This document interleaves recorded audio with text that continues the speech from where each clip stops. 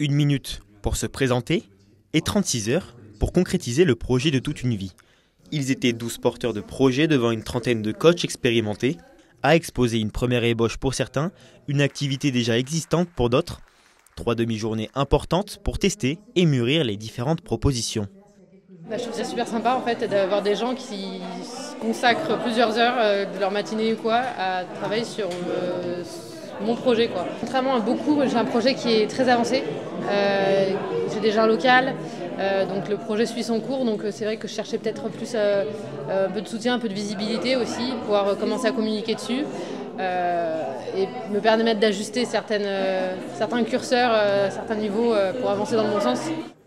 De leur côté, les coachs entrepreneurs aguerris et professionnels du territoire ont mis leur temps et leur expérience à profit, à l'intérieur même de locaux inoccupés et donc disponibles.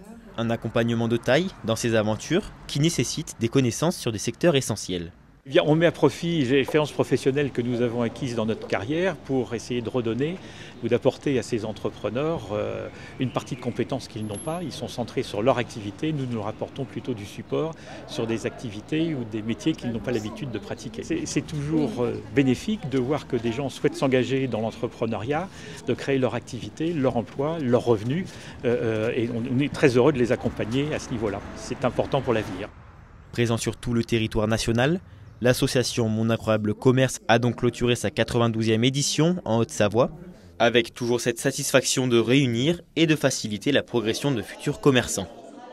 Le gros point positif de cette journée pour les porteurs de projets, ça va être qu'ils vont rencontrer tous les professionnels au même endroit, au même moment, alors qu'habituellement, ils vont prendre 6 mois à aller prendre rendez-vous dans chaque structure. Donc là, c'est un gros coup de boost pour eux.